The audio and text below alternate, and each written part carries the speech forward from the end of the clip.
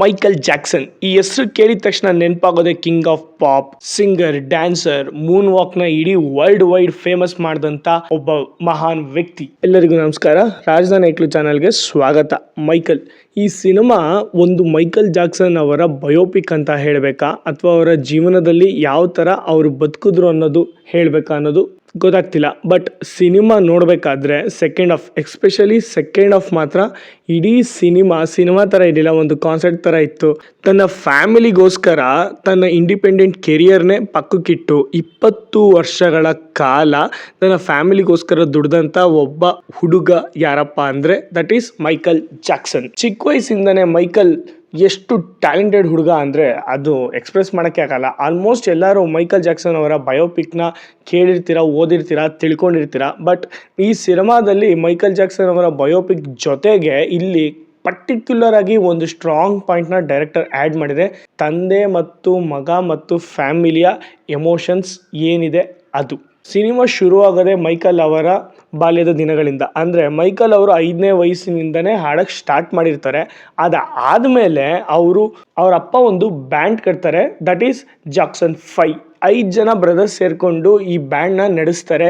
ಇದನ್ನ ಉಸ್ತುವಾರಿ ತಗೊಳ್ಳೋದು ಬಂದು ಅವರ ತಂದೆ. ಚಿಕ್ಕದಾಗಿ ಶುರುವಾದಂಥ ಈ ತಂಡ ಮುಂದೆ ಹೋಗ್ತಾ ಹೋಗ್ತಾ ದೊಡ್ಡದಾಗಿ ಬೆಳೆಯುತ್ತೆ. ಇದರಲ್ಲಿ ಒಂದು ಪರ್ಟಿಕ್ಯುಲರ್ ವಾಯ್ಸ್ ಯೂನಿಕ್ ಆಗಿದೆ ಅಂತ ಅನಿಸಿದ್ದೆ ಮೈಕಲ್ ಅವ್ರದ್ದು.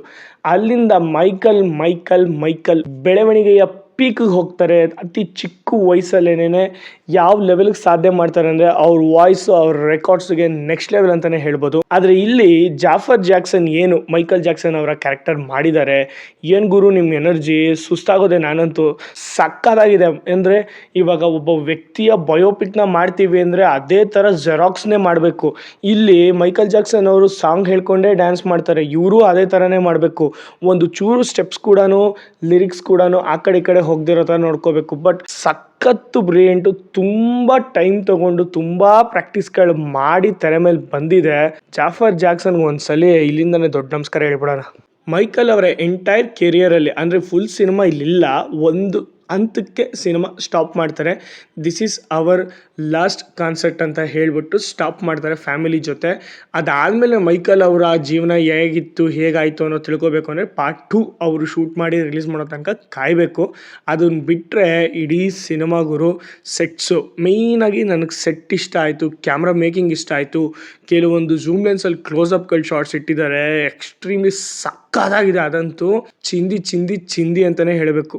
ಈ ಸಿನಿಮಾಯಿಂದ ನಾನು ಏನು ಕತೆ ಆಗಲಿ ಬೇರೆದಾಗಲಿ ಎಕ್ಸ್ಪೆಕ್ಟೇಷನ್ ಏನು ಇಟ್ಕೊಳ್ಳೋಂಗೆ ಇಲ್ಲ. Because we should celebrate Michael Jackson in ದೊಡ್ಡ ಸ್ಕ್ರೀನಲ್ಲಿ ಅಷ್ಟೇ.